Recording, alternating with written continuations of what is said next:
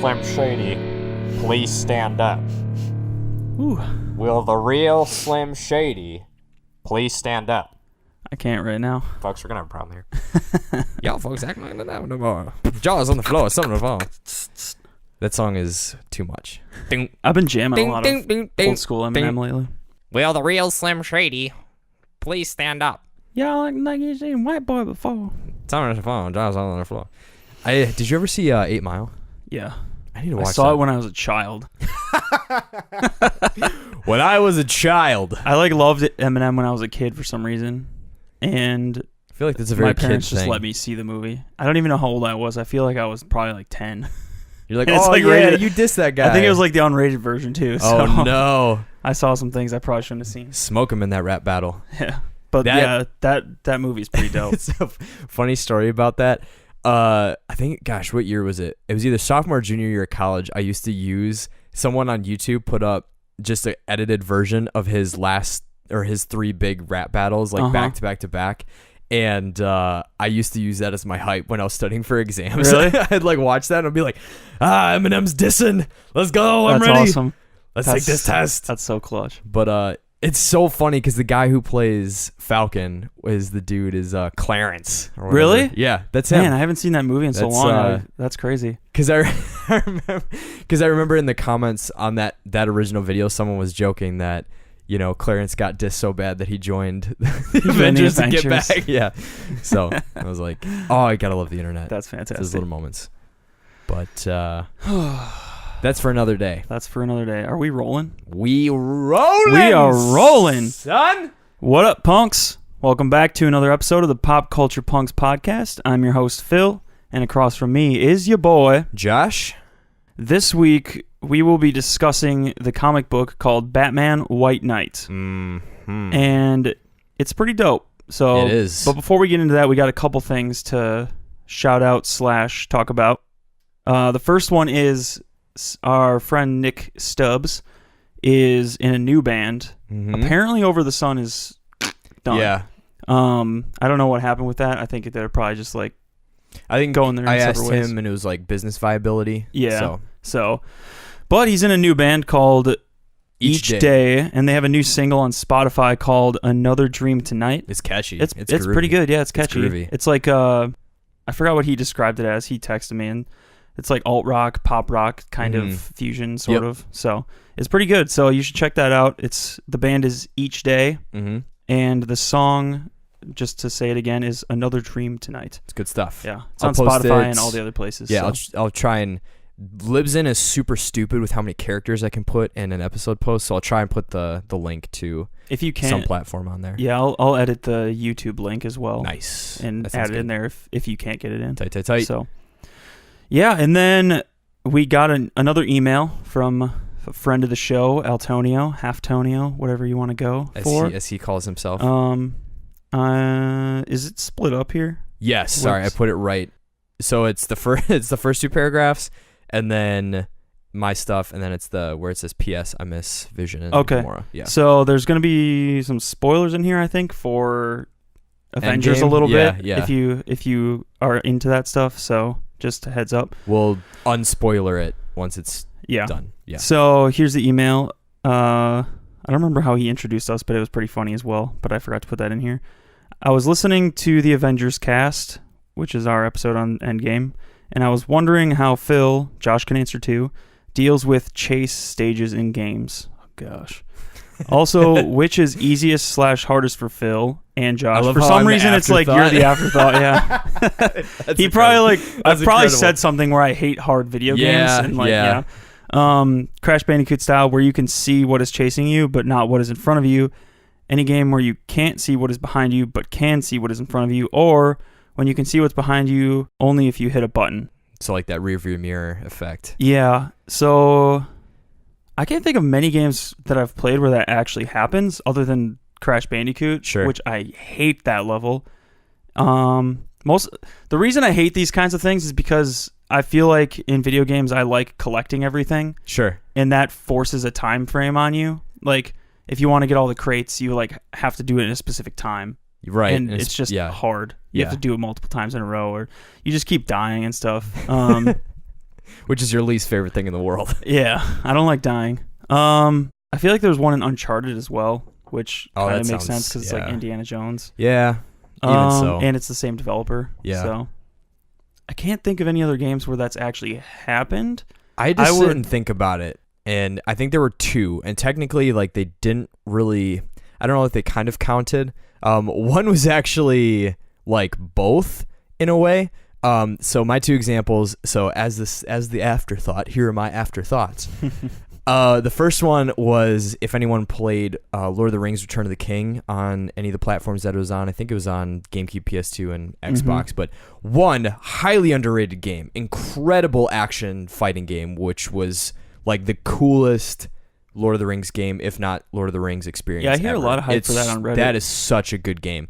Really, really hard. Especially the first level after you beat the Undead King and you have to escape from the sepulcher. And there's this stupid thing where you have to run as it's all collapsing, but the rock, you can see like the rock wall like catching up with you, but you still have to like fight dudes. And so because of how the game is designed, you can't kill dudes that much faster than normal, so you literally have to just like keep moving. But then there's sections where you have to kill everybody or kill all the skeleton dudes before you can go through, so you're like rushing through, and it's just stupid. It's a stupid level, and it pisses me off, and I hate that. So there's that. 2 was in Jak and Daxter 2. There's a level where you have to break into this facility, and when you go in, it turns into this weird perspective where you're being watched through this mega tank that's trying to shoot you, and you have to run from this tank's perspective as it's watching you. Oh. You have to run and jump and navigate all the platforming without getting shot or without jumping in all these ravines that are apparently in this warehouse. It was so dumb. Oh. Equally as bullcrap. But is Jak and Daxter also Naughty Dog? yes, I think so. They really Dude, like I don't chase know what's with scenes. them Yeah, and they really like chase scenes. I mean, I guess if you're making like a platformer type game, like whether it's side scroller or like more open platforming, I guess that's kind of it's a good way to put pressure on you in a sense, like making a time limit. Right. Or I guess like even some of the Sonic games had it. Now that I think back, I think of like Sonic Heroes, I think had some missions like that. I overall hate all of them. I don't care which direction I'm running. I don't care what's coming after me. I don't like things that force me to do something that I don't really have a lot of opportunity to react I feel like to. there was also Mario levels in some game where like yep. the wall itself is actually moving with you, and or like the lava rises. Yeah. And you have to like, oh gosh, those ones. why do they do that? Why? Know. That's dumb. That's one of the reasons I don't like platformers. Correct. Because they're always trying to stress me out. That's every platformer developer's goal is just like, how can we freak them out? Basically. Yeah. And honest moment here, I actually was not a big Crash Bandicoot kid when I was growing up. I was more the Spyro. And the one Crash Bandicoot game that we had growing up, because we were Nintendo kids, we weren't Sony kids, so we had Wrath of Cortex, which I've heard is like the worst one ever. Trash. And we used to get pretty far in the game and we never beat it. And one of the reasons why is because, again, there was one of those dumb chase missions where you had to run from this thing that, you know, good old Brainiac Cortex was chasing after you. And as kids, you were like, I don't know what the frick to do. And then next thing you know, run out of all the lives that you could, you know, like we would get to the point where at that level we had gotten like 15 stock lives and we just waste through all of them trying to get through that level. And we never did. And it was so stupid. So, yeah. I feel that. Yeah, I would say I don't have a preference. I hate them both. But I guess if I had to choose, I personally think the one where you can see the thing chasing you and not in front of you is more fun in a sense. Sure. Because in that sense, the challenge isn't like escaping the thing. It's more of like timing out your platforming well. Sure. Whereas the other one is like you're just constantly stressed because you can't see like how far away this thing is from you. Like it could be right behind you. Yeah, so I guess it's just two sides of the same coin. Yeah, in a that makes sense. But yeah. No, I could see that. I think that was actually the only question on here. Yeah, that was the only question. And then he gives a little... I'll leave out the spoiler ones, actually, which I think is everything. Yeah, so... those are just those are just for us. Yeah, I'm looking through it and I'm like, there's 4 PSs. So we get up to 4... Yeah. Just for Altonia, you can look back at your email. For the first PS, I kind of agree with you. Mm-hmm. For the second PS... I agree. I agree with that, yeah. For the third one, I love this.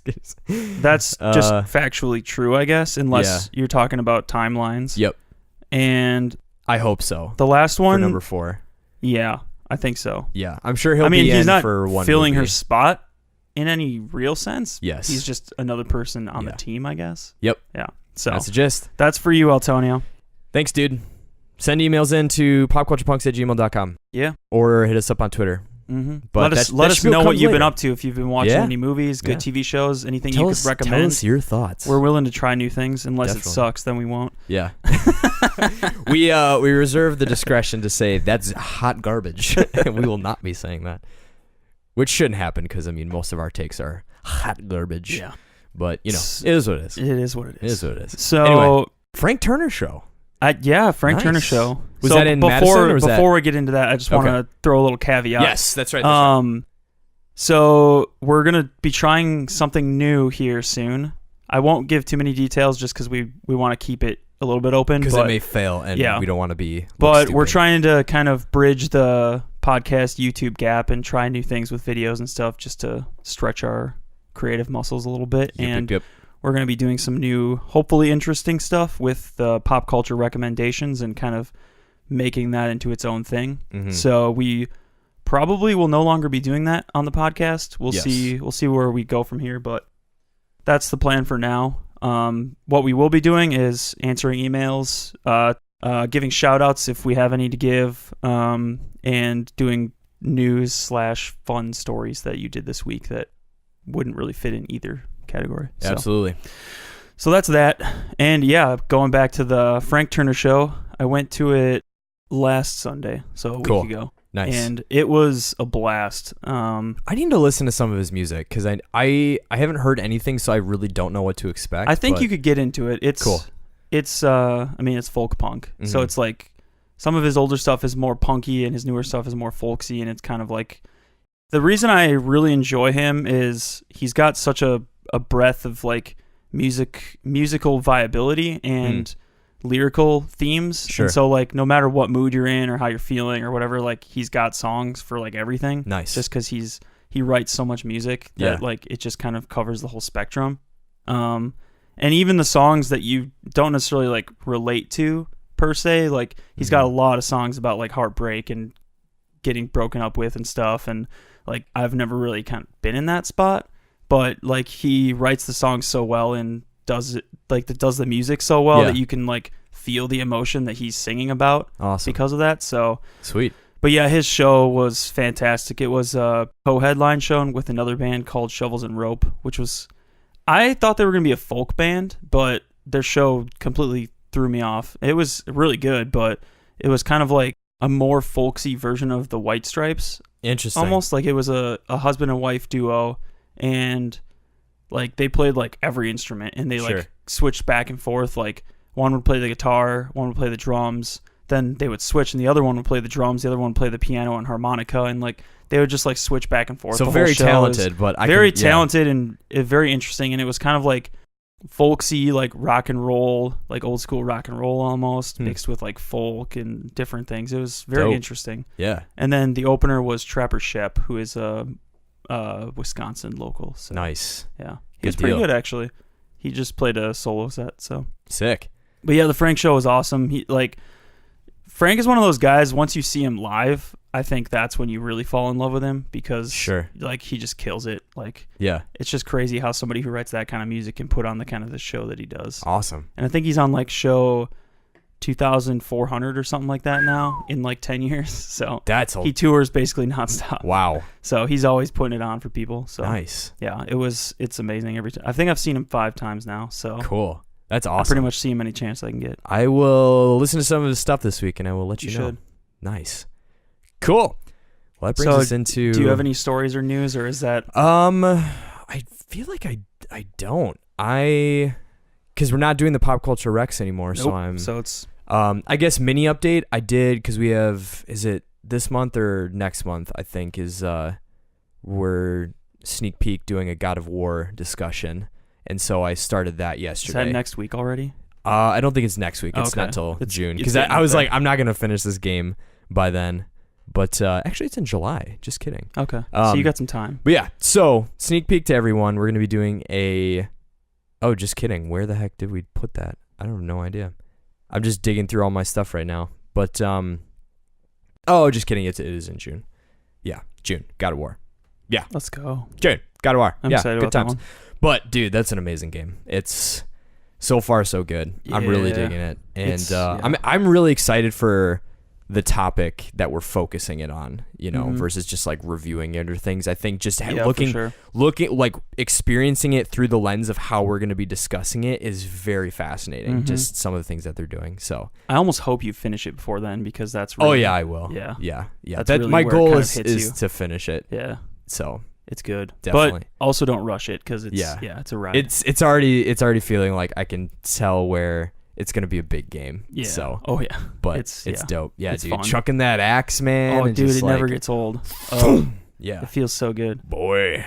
It's one of my probably top 5, top 10 maybe. Nice. Games of all time. I'm stoked.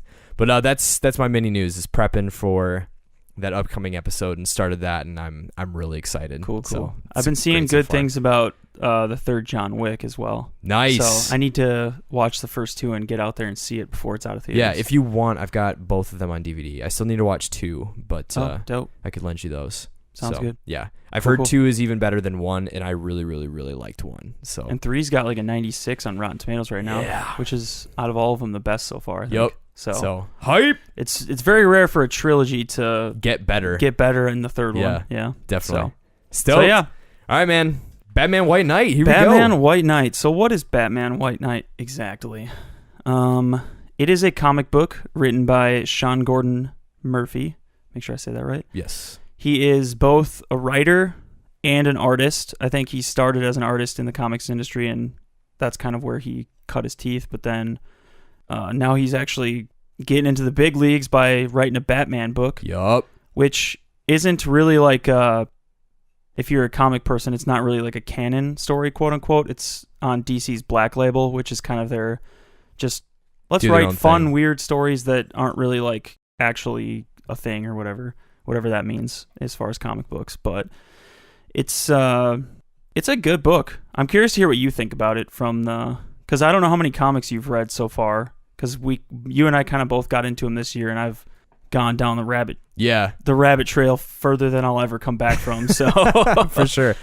Yeah, no, I really dug it. I think one of my questions on here is just to kind of dive in to what the role of a story like this does in diving into a new perspective on a very old character with a lot of backstory and a lot of, I mean, kind of similar to like Batman Ninja, you know, like how do we wrestle with this interpretation of a character who there's kind of like beats that we expect, and this is literally subverting all of them. And literally like the biggest MO in that, the dynamic between Joker and Batman. And so this is going to be spoiler filled just ahead of time. We're, you know, putting it out there, but premise being that Joker tricks Batman into curing him of his madness, and in his like healthy state now, he is perfectly fine, and he's like, I'm gonna actually be the savior that Gotham needs, and I'm gonna deface Batman and show him for the maniac that he actually is.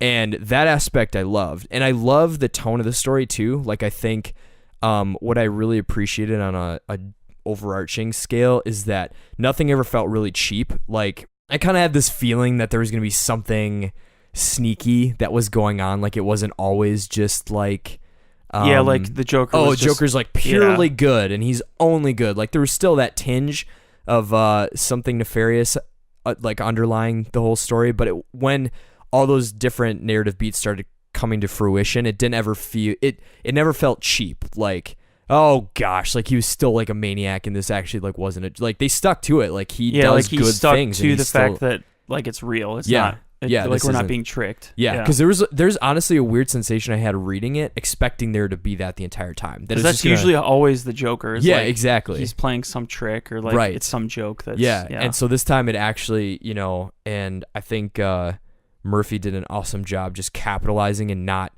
pulling any punches from diving into what it would be like if Joker and Batman reverse roles and in how everyone perceives them. And I mean, even at one point, like Batman, I think it's like later in the second half, spends a bunch of, he spends a good amount of time in jail. Like they actually catch him and Joker beats him in a fist fight and they arrest him and lock him up for a while. So it was weird. It was kind of like an interesting, like, man, if you think about it, like, is Batman actually that good? Is Zack Snyder maybe kind of right? I don't think so. But yeah. So how about you? Because I don't know how many Batman comics you've read. The only ones that I've really read are City of Owls and Court of Owls and City of Owls.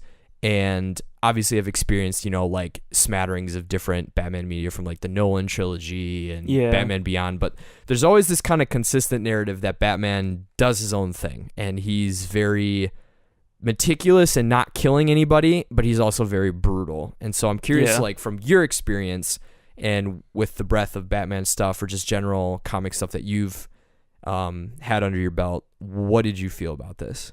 I really enjoyed it. I thought the only part that was a little bit hard to believe was that they had no evidence ever that Joker had ever killed anybody, and that allowed him to just go scot-free, kind of like, oh, he's healed, he's fine, we can just... Yeah. It's kind of like, that part was hard to believe, but at the same time, in the context of comic books, like, is it any harder to believe that a guy can dress up as Batman right, and get away with just beating the snot out of people in the streets at night? Like, sure.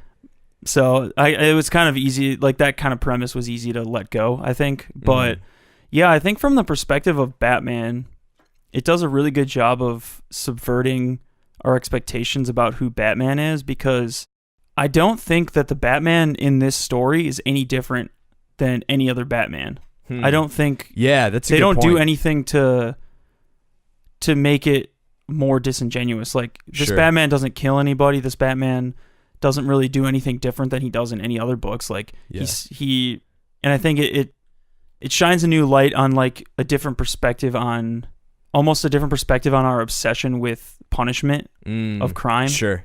And yeah, I think that was my favorite part about it, is just subverting the general narrative of Batman, because I think it's a weird fantasy that we enjoy sometimes of like, what if we could like be above the law and kind of take the law into our own hands and like definitely and in some ways it's hard not to argue. It's hard to argue against Batman because like there are holes in the law, and there are like places where like the law or justice isn't served appropriately, and Batman kind of fills that gap a little bit. Sure. But the book kind of says, but you're filling it by like beating the snot out of people. Like, you don't kill them, but maybe you paralyze them or like break their neck or break their bones. Like in one of the scenes, he just like snaps a dude's leg, I think. And like, it's kind of like, sure, you're not killing people, but how far are you taking like your brutalizing of the city and kind of like almost like trying to rule by fear? Yeah. And it is an interesting subversion because the Joker basically shows how Batman's not really actually fixing anything. He's not helping. Yeah, like the city hasn't gotten any better since Batman's been. If anything, it's gotten worse because he's gotten all these nutsos to come, like, kind of counteract him, like all of his villains and stuff. So yeah, I think it's a really interesting subversion of the Batman story. And that's a good point. And I feel like it's less action packed than, probably your typical Batman or superhero comic. But I think that's a really great point, that what really captured me is Joker outthinks the system. Like he's written in this narrative specifically to be like, I'm going to go in and I'm actually going to make visible changes that people can see, instead of saying I'm changing the city and just kind of expect people to buy it, which is almost kind of what he's suggesting that Batman's doing, is by clearing the streets and making villains afraid to come out, that it's somehow fixing things. But he's like, okay, but what about this poor district that's basically degrading over time more and more and more, and it's now virtually a slum, and there's all these people who live there? Like, what if we actually put all this money that you're pumping into your personal arsenal, like what if we put that into actually building up this town that's dying, and like, what would be and there's even the instance where it's like the city has like a $2 million Batman fund paid by taxes to pay for damages that Batman has, and he's like, why don't we just use that to rebuild these communities? And I enjoy how it roots it into like real like inner city problems, almost like what would the ramifications of Batman be in like a city that has the real problems of like the real world, in a sense.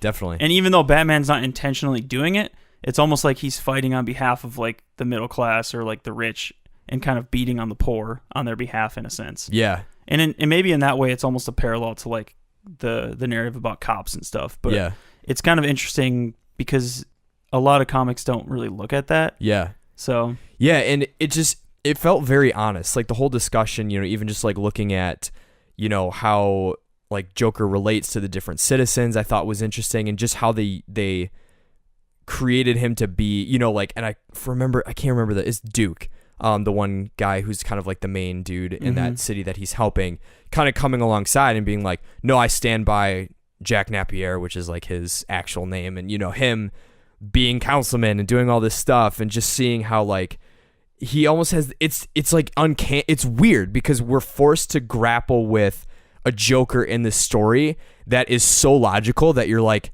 yeah, everyone should vote for him. Like everyone should make him the mayor or whatever, because he's just making so much sense. And then by comparison, you have Batman. I'm like looking at these panels where Batman's literally coming in and like tackling Joker mid speech and like beating on a bunch of people. Like they basically paint him as like unhinged, right? In a sense. But like that's just the thing I love about it, because like he seems unhinged, but he's not doing anything differently. Exactly. Like, yeah. He's, Batman's still the same Batman. Yeah. He is but not, now because like this villain isn't a villain anymore, he doesn't know what to do. Right. Of. Exactly. He like loses himself. Which that's another good point. That it. Oh gosh. I haven't thought a lot about this run just because I like read it and I was like, oh, that's an interesting premise. But I think digging into the depths, it's cool that Joker is always obsessed with Batman in how he can't exist without him. And so that's why he never kills him. He always is like, I need to live so that you can continue chasing me, and on we go until time ends or one of us actually bites it, because like we need each other, because I am you and you are me. And in this weird way, the Joker that Batman needs disappears and he self-destructs, and he can't take it because he's like, well, what am I if, this villain isn't this villain anymore? And what if I have nothing to fight against? And what if like, it's almost to your point that because Batman has been handling things with his fists and with his millions of dollars building crazy cars and bat gadgets and all this stuff, Joker's just like, dude, like, there's $2 million sitting in our city's finances that is going to you destroying rooftops. Like in the opening scene, it's him driving over all these roofs and destroying everything. And you're like, when you think about it, I never think about it, but that costs money, like, which I know they tried to use in the premise for Superman versus Batman, is that like Superman was being chucked through buildings and now it's all destroyed. But, but I felt like this handled it better in that it grappled with what other people who shouldn't be coming up with the logical conclusions, they're the ones who are coming up with all the answers. And because of that, like Gordon for the longest time like doesn't buy it, and he's just super confused, but then even at one point Nightwing and Batgirl are along with it, and they're like working for the police, and Jack, I guess I should call him, not Joker, but Jack has this whole system set up where he's like, it's cool, you can still do your thing, you can still fight crime, you just have to be working for the police. You can still use your methods, it just has to be official. And then it's like, so why doesn't Batman do that? Because he's got beef. And so like if Batman was in there and he's doing the same thing, like why isn't he doing it? It's because he literally can't. He just will not let himself be governed by anyone else, which points out his own thing of like, he has to selfishly be the savior of Gotham. Like it can't be Jack, it can't be Gordon and the Gotham PD. It has to be this thing that he's created to fight crime. And it's kind of how the whole Batman character is in a sense, it reveals that it's rooted in his like psychosis. Yeah. Of, like his whole destiny is to be Batman, is to avenge Gotham, but he's already avenged Gotham tenfold over. Like he's avenged his parents' death, and like now it's kind of like it forces him to question like why are you really doing this? And if people are trying to get you to stop and they don't want you to do this anymore, like the city doesn't want you to be Batman anymore, they're telling you stop, right? And he's still doing it, then like it's kind of like it begs the question of like, well, why are you actually doing this now? Yeah. And then once Joker becomes good, I think that's the genius part about his character in this book, is I think he realizes that if he becomes good, it will unhinge Batman because they, like you said, they depend on each other. And it's kind of like in a similar way, like the Killing Joke story of like the Joker and Batman are basically the same people, just 1 day difference. Like all it takes is 1 day for somebody to snap. Yeah. And so in this one, it's kind of like all it takes is 1 day for somebody to kind of become good. And I think the Joker realizes that, and by healing himself, he causes Batman to just go nuts, and then that's his kind of his avenue to just let Batman speak for himself. Like, and throughout the whole book, the Joker's not really like, he's not adversarial at all, really. Like, he's actually like a pretty decent dude, and like he's very rational and very like political, and like he's not like railing against Batman and like trying to tear him down and stuff. He even lets him in like a visceral sense. Yeah, he like lets him beat him, and like he fights him, and like it's kind of like he's just taking a step back, and he knows that Batman's gonna damn himself in a sense. Like he knows he's gonna kind of screw himself over by being Batman, right? Which is interesting. Yeah. So in terms of character motivation, because I know, and you'll have to remind me because I don't know if I remember all the details, but I know one of the big things that's driving Bruce and his freak out too is, so it's not just, and you know, to ground it more in what happens in the story, so it's not just Bruce freaking out and he's just like unhinged completely with no reason. He's just like, I just need faces to beat on. But like Alfred dies in the beginning.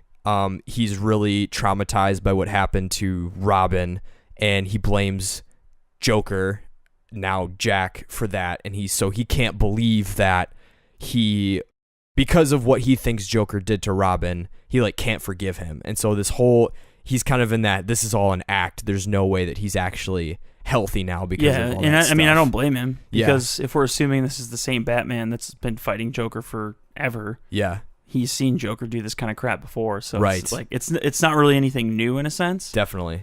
And I think Gordon is the same way throughout a lot of the story. Like he's on his side, but at the same time, I don't think he like fully trusts that he's actually rehabilitated. Like, I think Gordon as well thinks it's like some sort of trick or ploy. Definitely. And I think that's kind of how Batman operates, which is why his character makes sense. He's unhinged in the public eye, but like his motivations are still the same as they've always been. Like, he just doesn't believe that the Joker's actually been rehabilitated in a sense. Right. And so like he keeps fighting this war on crime, and like it just gets crazier and crazier. Yeah. So, definitely. Yeah.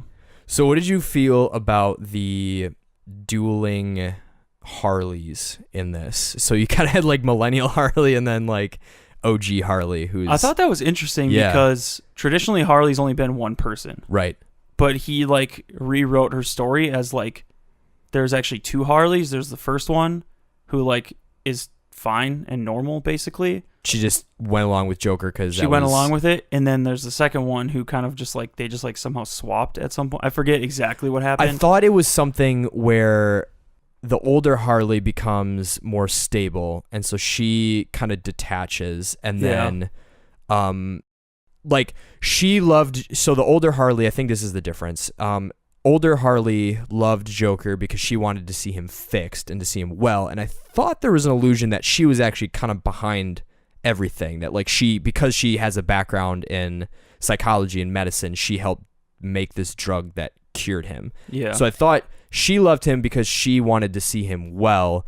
Other Harley loved the psycho Joker, and so then when he became well, she lost her mind because she's like, this isn't who he is, and you know what you are, and you're the crazy person that I know you to be. And so then there's this battle because Jack, when he's healthy, is with older Harley, and then the younger Harley is like losing her mind because she's not stable either, and that's why she loved him in the first place, is because we're unstable together kind of thing.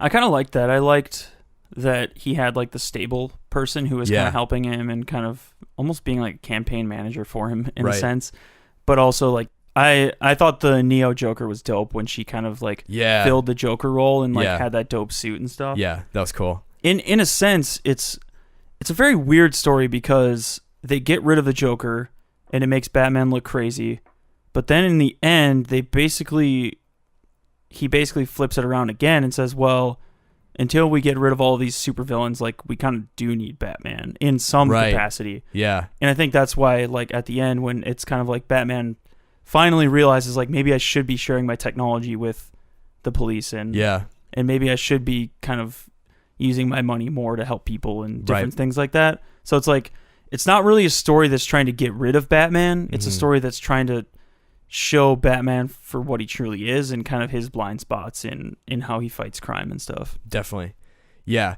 So part of me doesn't know where to go, just because I know it's like, so we could discuss the details of the book and things like that. But one of the questions I had was, and I haven't read Watchmen, but I know kind of the premise is it's kind of meant to subvert comics and heroes and stuff like that. I think of, even other stories like Incredibles kind of is meant to do that. There's other narratives that in other genres that exist literally to kind of make fun of the genre that it is.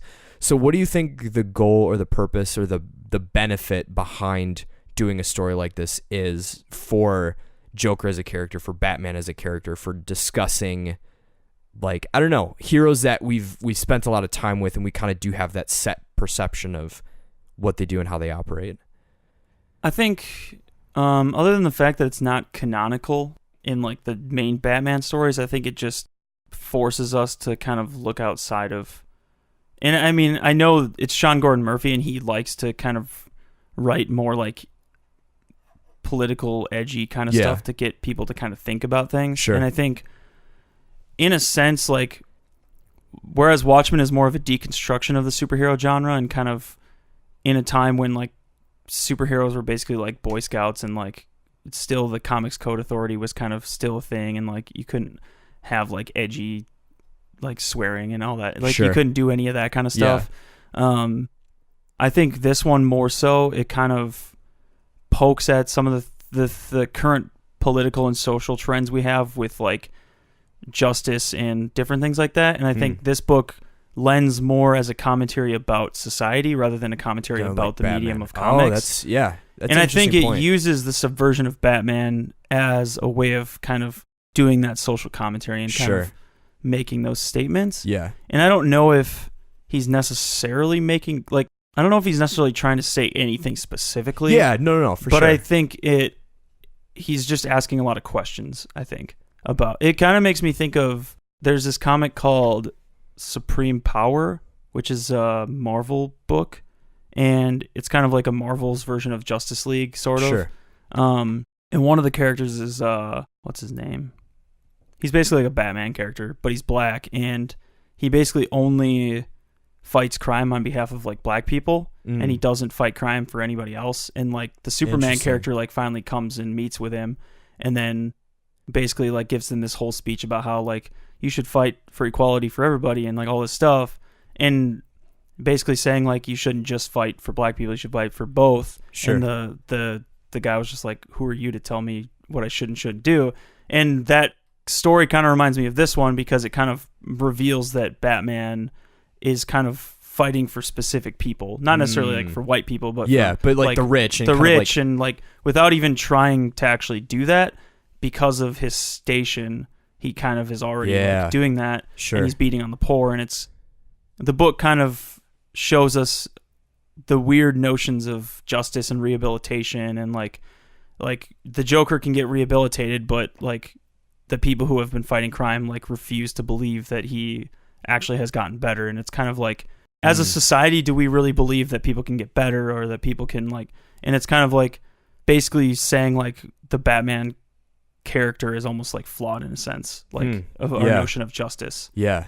No, that's interesting, because I don't want to drag too many other things. So I finished season 2 of Punisher, and one of the statements that Frank said is there's this moment where they're grappling with what Frank does, which is not listen to the rules. And and I think it's Madani throws out like, well, what do you do? Like, well, I'm gonna fight them with my justice that I'm a part of. And he just flat out says like, they don't care about your justice. And I think that's something that's always I really dug about White Knight, is that it dives into like really how complicated, from even our own, like the actual real world, that justice is really complicated, and like no one is free of guilt in some respect, that everyone has their dirt, and because in this book, there's like you said, there's that genius play of Joker has a lot of dirt because everyone knows what he's done. And even though he's healed and he's healthy and there's all this evidence that it's actually true and he's not faking it, no one buys it. But then he then goes on to be the redemption of Gotham and to make all these big changes and to help these suffering communities and to do all this stuff. But people still don't buy it. And then so then there's this like, well, like, what do we do? Like, he should pay for all these crazy things that he's done. But at the same time, he's the only one who's helping. And I think there's a few times where he gets whooped up on by Batman or he gets attacked by people and he's just like, yeah, like, I deserve this. And so there's almost this self-justice where he's like, no, I'm getting what I deserve, but I'm still going to keep doing the right thing. And you pair that with what happens, where Batman's mental state is, which is he's like, I just lost Alfred. You know, this maniac killed my ward. I'm being abandoned by all my friends because they think this guy's better than me. And in his mind, justice is, so I'm going to go beat the snot out of him because that's what he should get. And it's like, oh, but dude, there's all these things at play where it's like, but you've at the same time inadvertently been destroying all these poorer communities with all your antics because like they can't afford to, you know, like I think there's in the beginning they kind of point out, or at one point Jack points out that, isn't it interesting that all your rat races that, you know, chasing down villains happens in these other communities that are like, you know, less off, you know, that's where all your stuff goes down. Like, you're not having these things like up at your mansion, you know, you're like, that's not where all these road races are taking place. Like, you're driving on these people's roofs. Like, why not? Why aren't you taking it out there? Oh, because they're all rich and powerful and they can do all this stuff. And even if you did, they'd pay for all that stuff in a heartbeat, you know? And so it was just like, man, that is fascinating. Like, how complicated. And I think Murphy did an incredible job just not diving into one single person's being, like, one individual in the book isn't right. Like, I think that's what he does well. He writes sympathetic characters from all perspectives. Like, you can tell kind of who's supposed to be the good guy and who's supposed to be the bad guy, but like at every point in the story it kind of shifts and definitely and keeps going up and down and kind of like waxes and wanes, and it's kind of cool that way. Yeah, definitely. So, and I mean, this is kind of like more of a macro question, and we can kind of tie it in and use examples from this book, but what do you think, you know, and this will not be the last time that this is talked about, but what do you think the importance of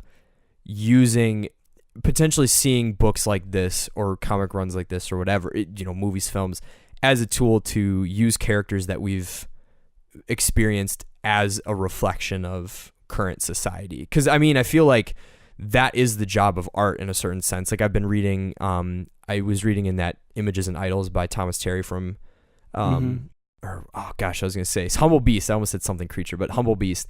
And one of the things that he said on there is like, one of art's purposes is for redemption in the real world. And I think that's a really cool concept. And like, with a book like this, that's wrestling with the idea of like justice and what is right and what is wrong, and can really bad people be redeemed, but how do you balance what they've done with who they are now, and just like this kind of this journey that you can have. And so I feel like this one's a little more blatant than, you know, like if I were to watch like Dragon Ball Z, I'm not gonna be like, oh, there's great things to learn about my life, you know. Yeah. But so looking specifically at this as an example, like, what do you think are things that we can pull from to like help us in maybe a real world context? I know it's a loaded question, but solve all life's problems, Phil, right now. Yeah, I don't know. I think there's nothing specific that stands out to me, and maybe I'm just blinded by my own understanding of things, but I think the biggest thing is it kind of harkens back to our Daredevil Punisher discussion of our obsession with violence in a sense. And like, I enjoy violent movies, I enjoy violent TV shows, comics, whatever, but I think it's like when that kind of leaks into our understanding of the real world in like how we deal with criminals is like perpetuating a cycle of violence in a sense. And I think that's kind of what this story is about, because Joker breaks the cycle of, he's trying to break the cycle of violence basically, because like traditionally it's Joker does something bad to get Batman to chase him basically and cause a bunch of havoc. And in a sense, Joker like uses Batman to just destroy a bunch of stuff in a lot of stories. And so then Batman chases him, beats the snot out of him, brings him to Arkham.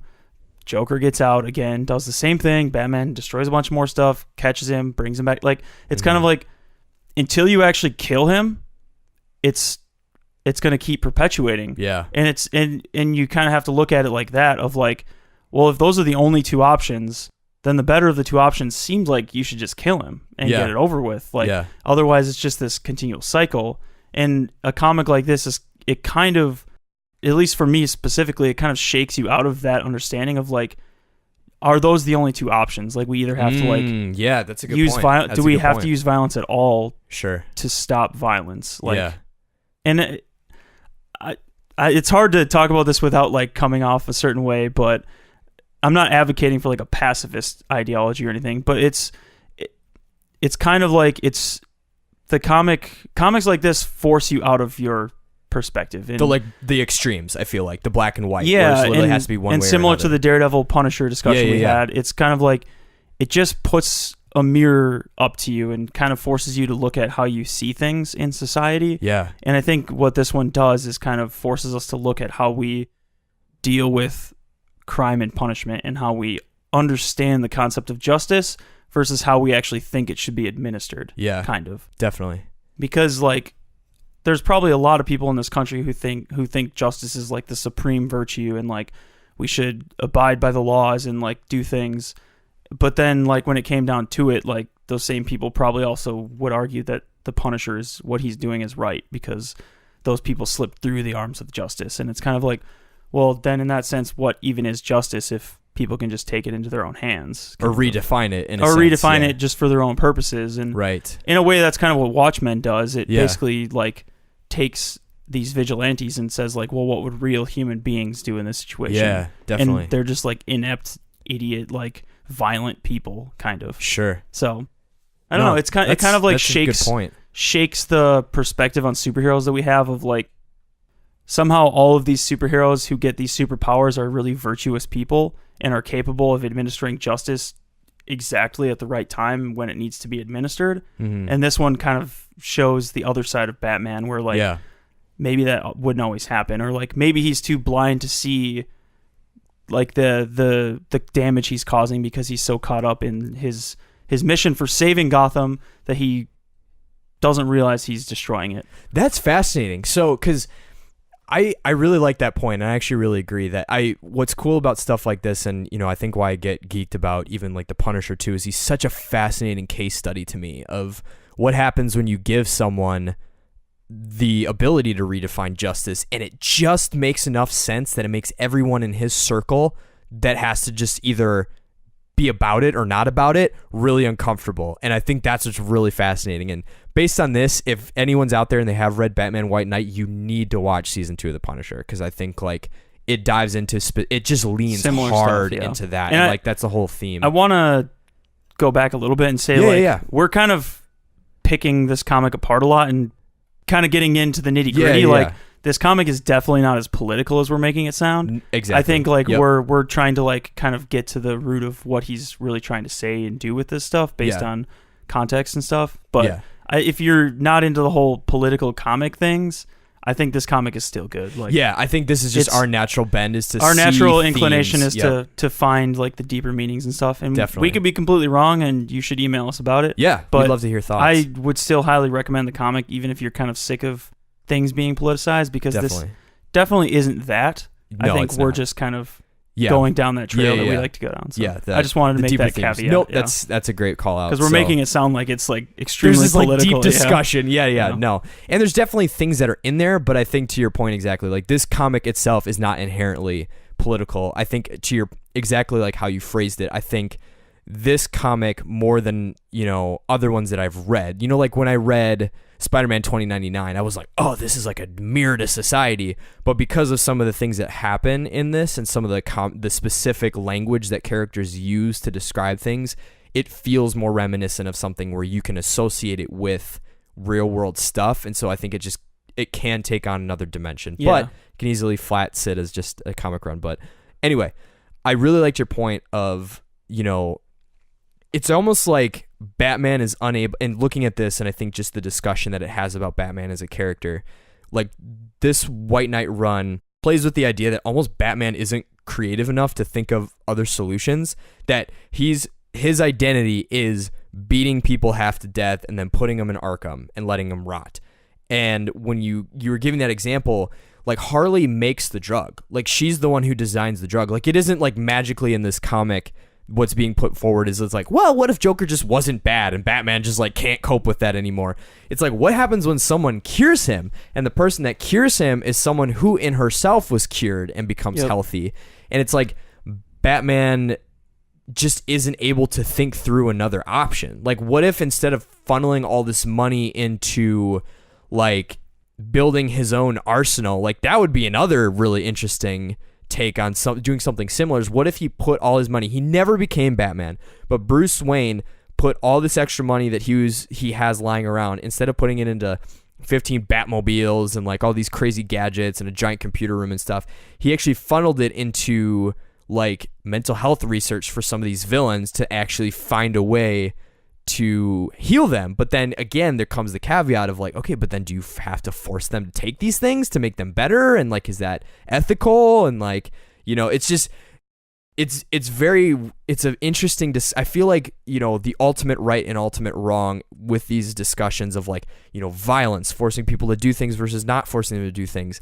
There's always like, no, you shouldn't be able to force anybody. You shouldn't be allowed to do that to anybody. But it's like, but like, what if it was actually curing Joker so he's not running around murdering people? Like, what about then? It's like, oh, clearly you should make him do it. It's like, but then like, what about this guy? It's like, I don't know. He's like not as bad. So like, you know, do you need to? So I don't know. It was a fascinating take on what other options are there and what happens when all these characters have been created to just fight evil one way.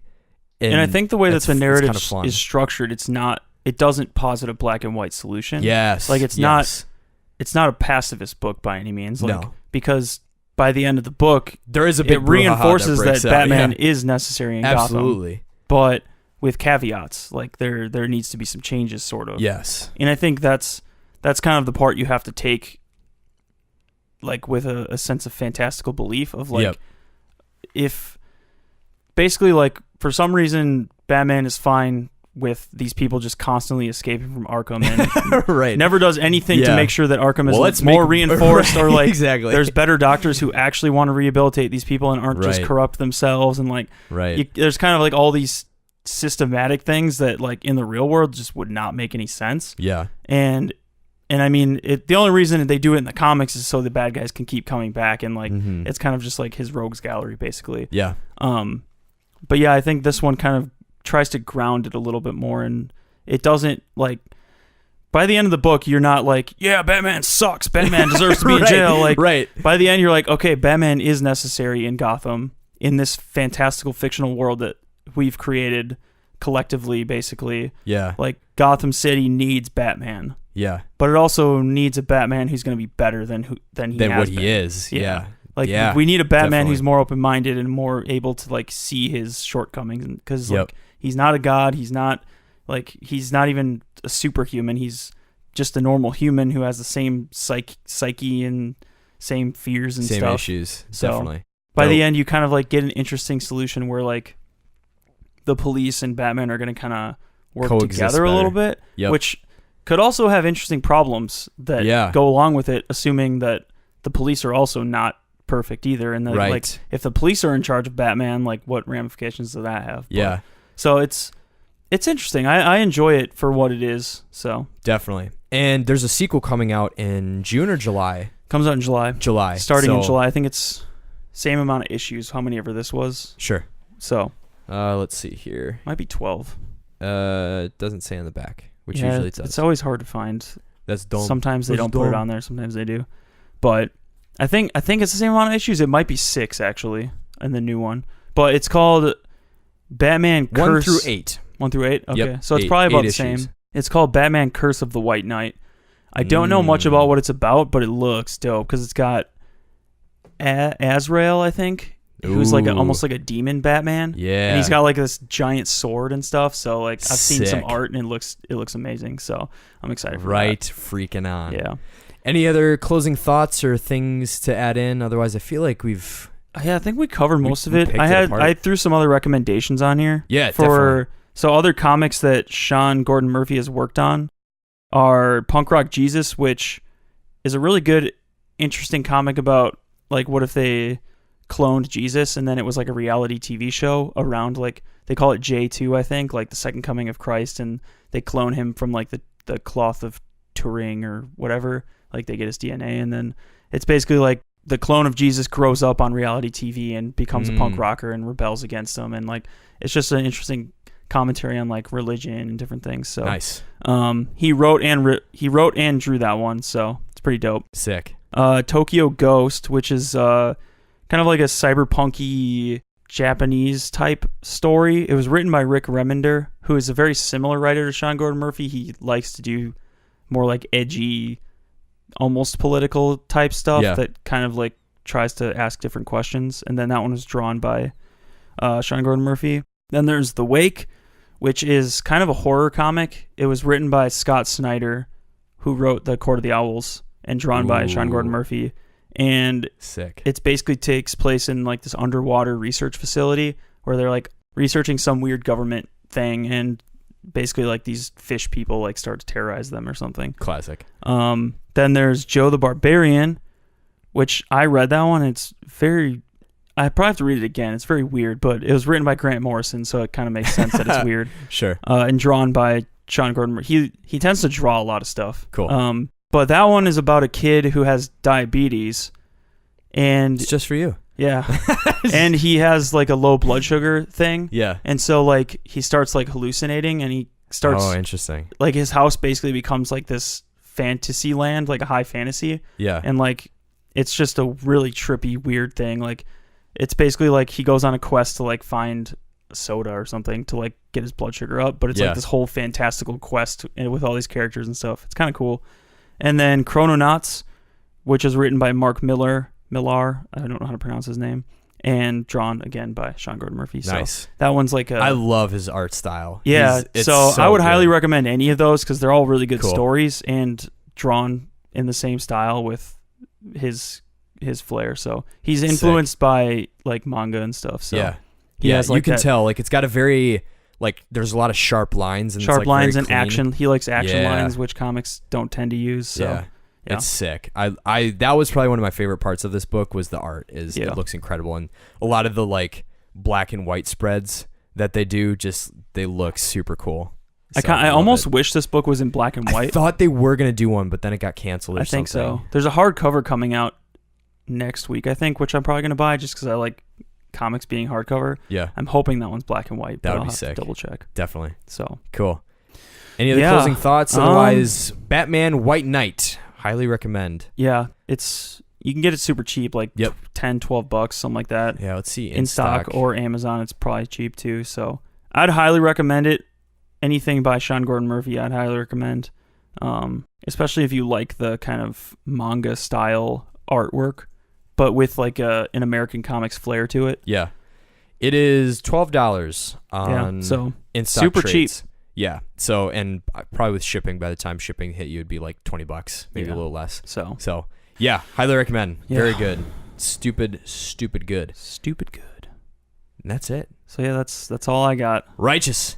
All right. Righteous. Cool.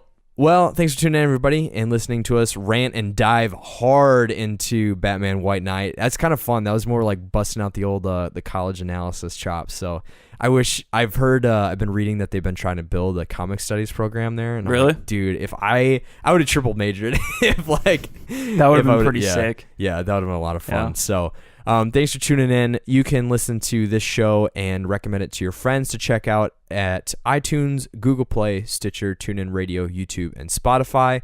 You can follow Phil and I on Instagram at iTunes. Gosh dang it. You can follow Phil and I on Instagram at I am Phil Sorensen and at JK and Pop Culture. We have a designated show Twitter, which posts when the episode goes live, and you can also follow that at Pop Culture Punks. That is on Instagram, Twitter, and Facebook. If you'd like to react, respond, add your thoughts to our coming up episodes or just future episodes in general, you can send us an email at popculturepunks or to popculturepunks@gmail.com, or feel free to leave a comment or some kind of, message on Instagram or Twitter. We also have a merch store that helps us just get funds for ordering stuff, buying gear, all that good stuff, so we can bring you these discussions, and you can find those shirts and all those other things on Redbubble and Threadless. Next week, our boy Rip is in the house. I still need to watch that movie. Yeah, dude. Our boy Rip is swinging by to talk through and discuss A Star is Born. We'll probably get to hear some fun stories from when he went to the Grammys. Really looking forward to that, and really, really excited to discuss just his view on this movie and just some of the things that happen in it. So tune in next week for our boy Rip to be back in the house. Yeah, buddy. And until then, we'll catch you on the next episode, and we bid you a fond cowabunga. Yeah.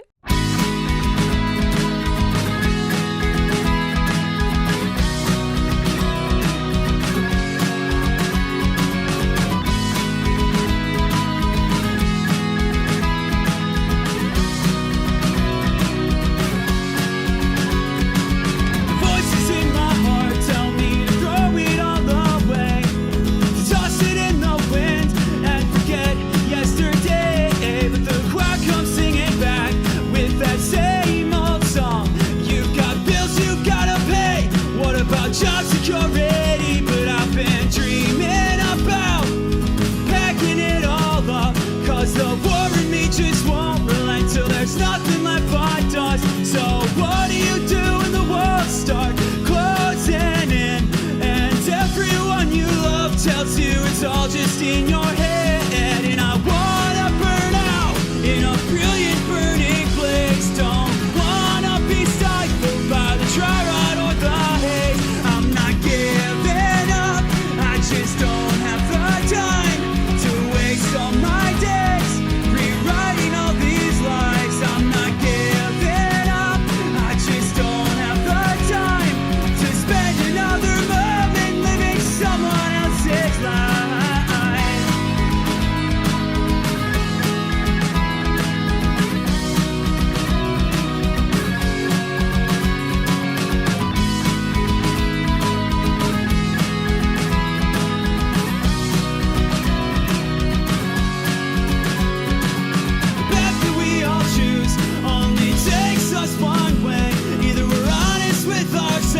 Or we're lost in the parade, and each and every